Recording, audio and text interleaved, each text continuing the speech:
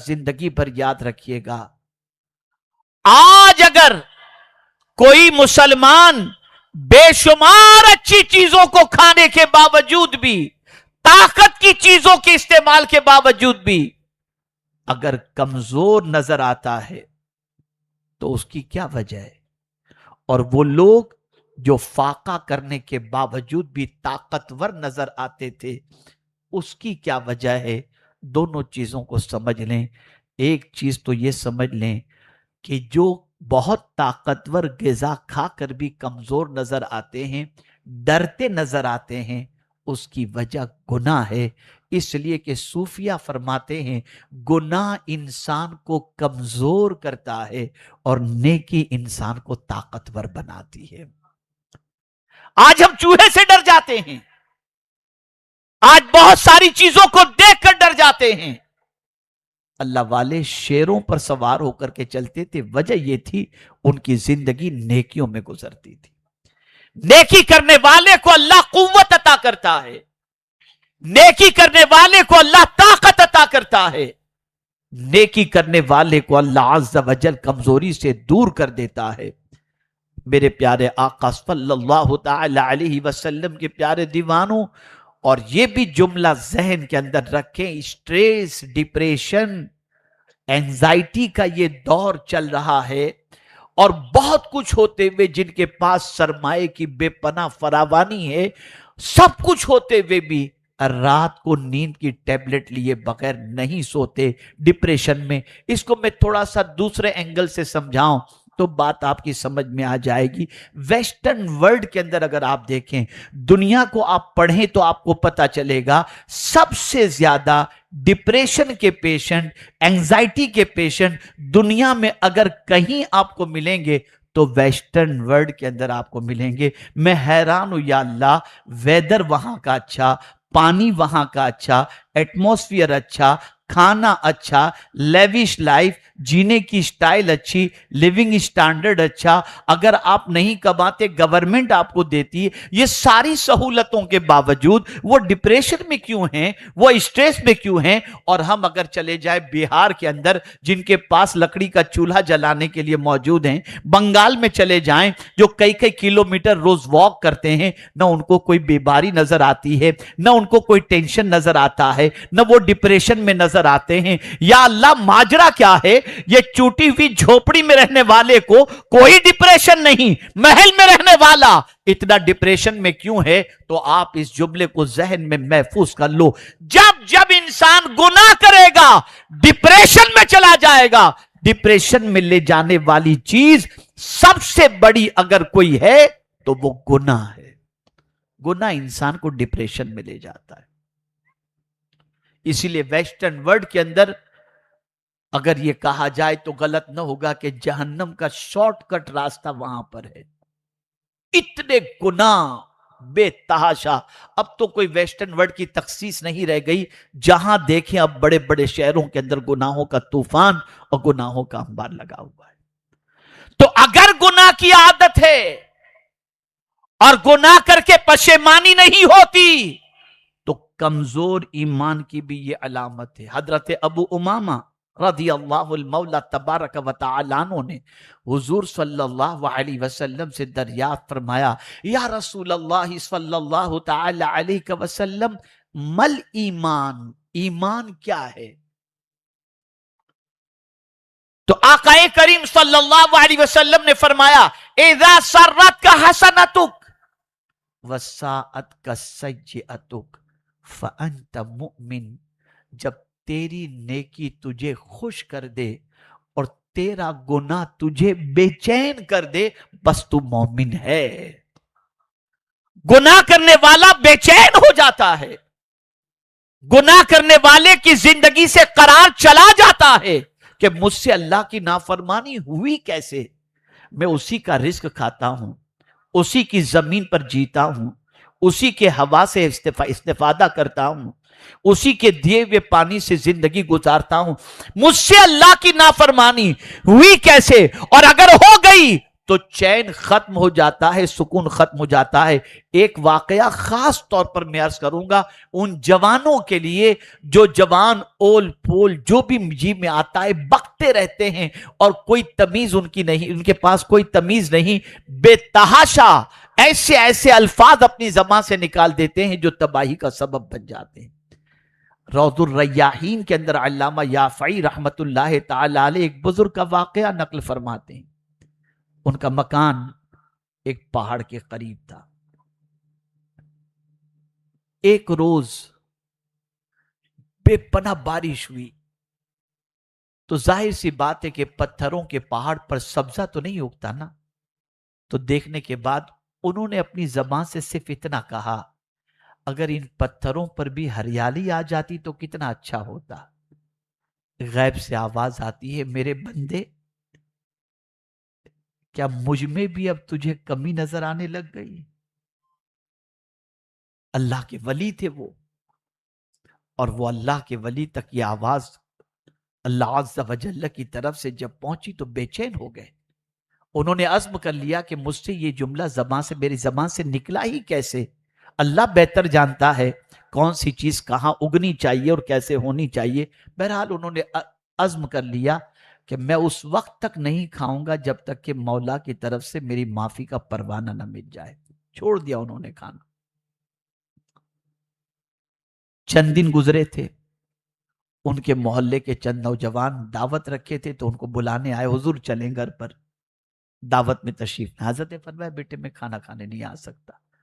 ایک منچلے نوجوان نے ضد کی، حضرت آپ کو تو آنا ہی پڑے گا، کیوں نہیں آتے؟ بعض بچے ایسے ہوتے ہیں جو منہ لگے ہوتے ہیں، ذرا فری ہوتے ہیں۔ اسی میں سے ایک بچہ تھا، اس نے بہت فری ہو گیا، حضور آپ کو تو آنا ہی پڑے گا، کچھ بھی ہو چلنا پڑے گا۔ بولے نہیں بیٹا میں نہیں آ سکتا۔ اس نے کہا اچھا حضرت نہیں آنے کی وجہ کیا ہے؟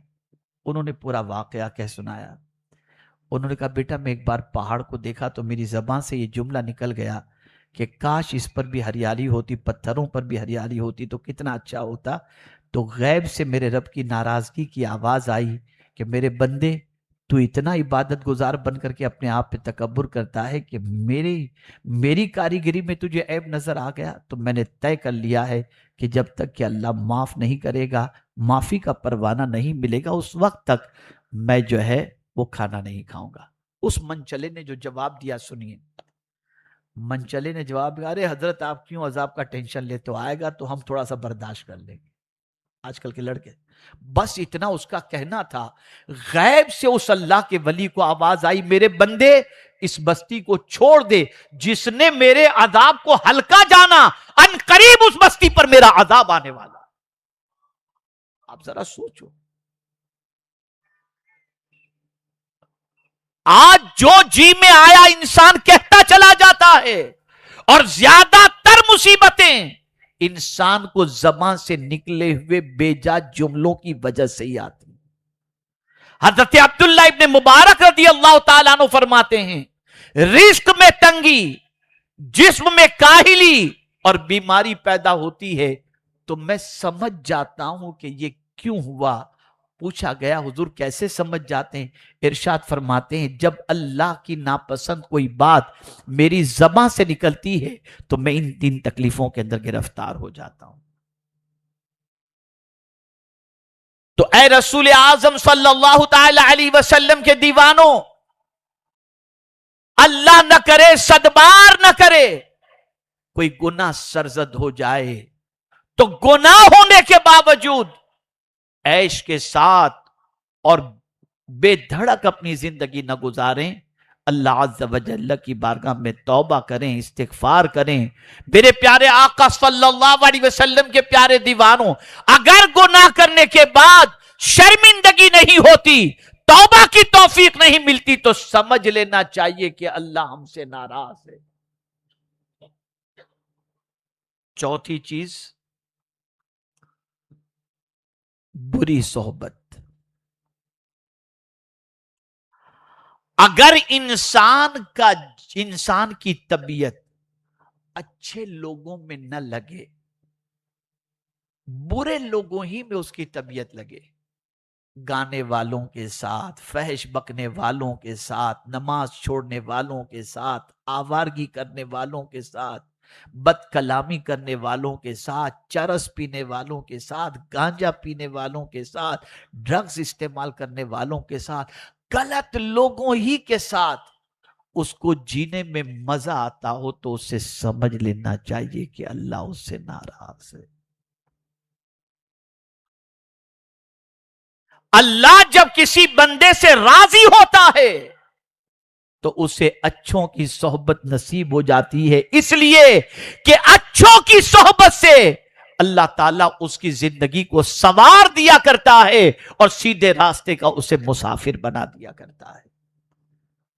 تو بری صحبت بھی اگر ہمیں اگر کسی کو نصیب ہوتی ہے تو یہ سمجھ لینا چاہیے کہ یہ بھی اللہ عز و جل کی ناراضگی کی علامت ہے۔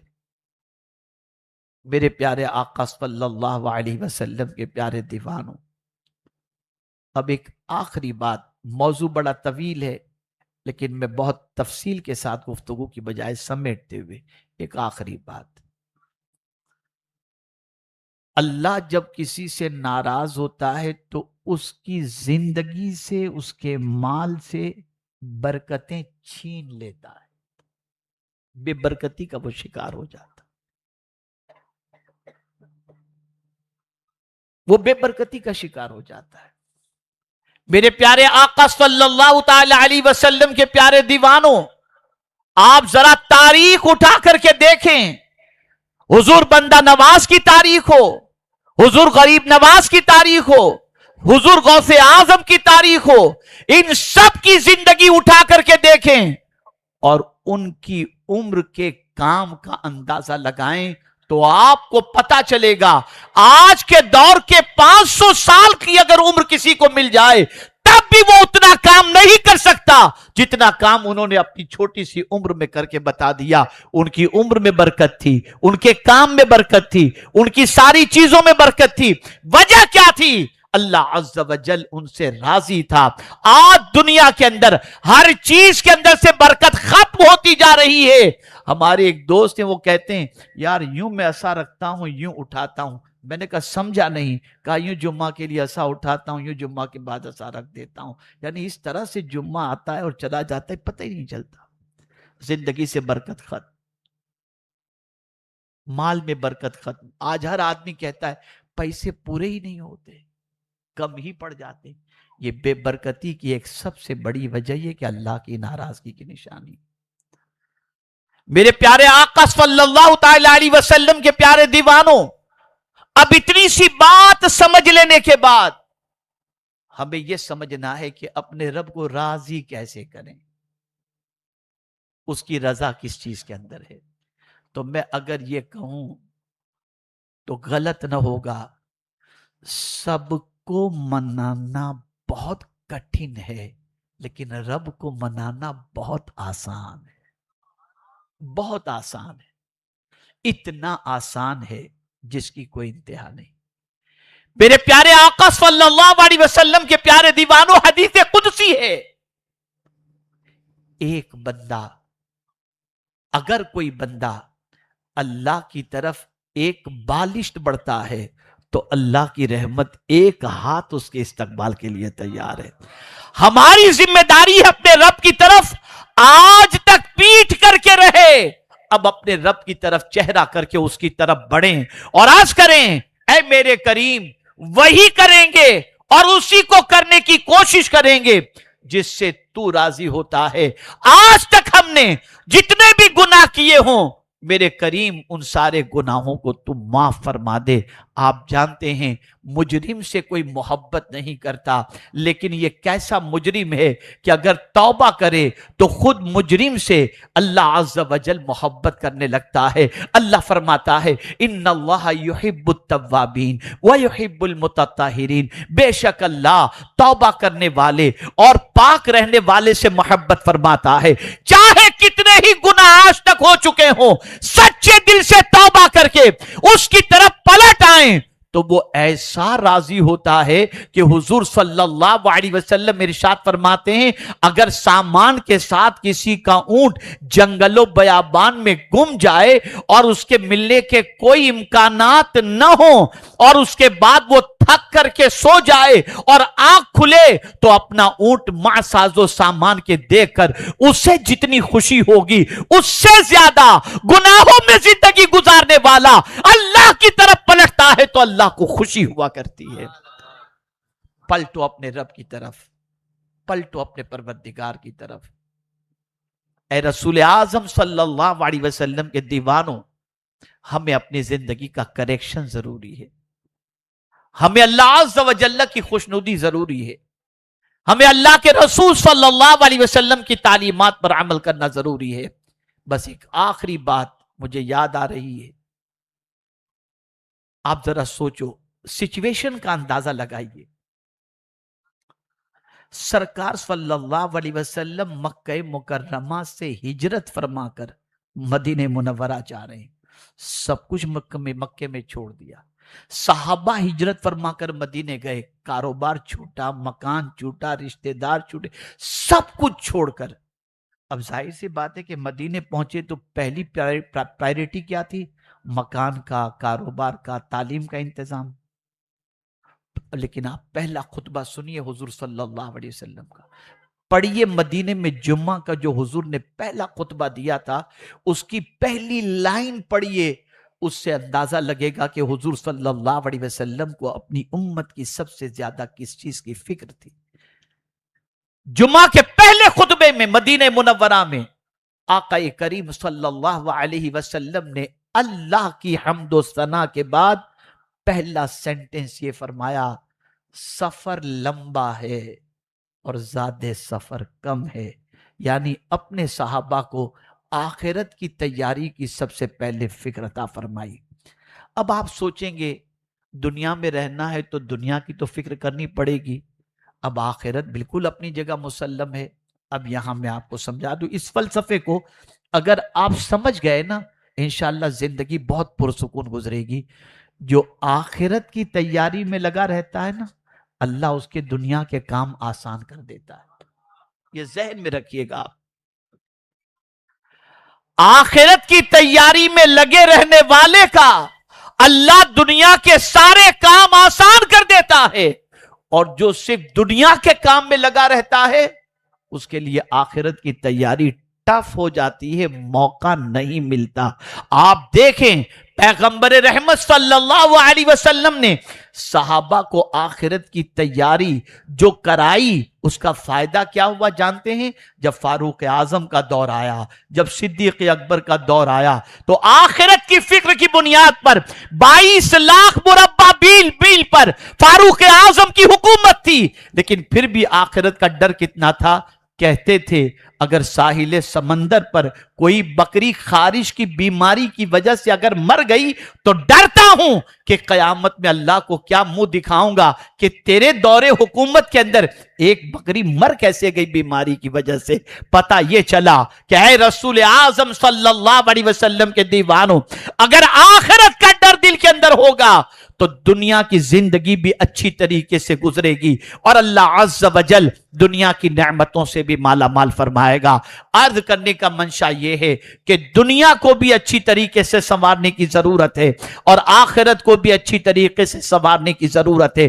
ہماری زندگی کو اتنی بہترین ہمیں بنانے کی ضرورت ہے کہ دنیا ہماری زندگی کو دیکھ کر یہ کہنے پر مجبور ہو جائے کہ یہ ایسا ہے.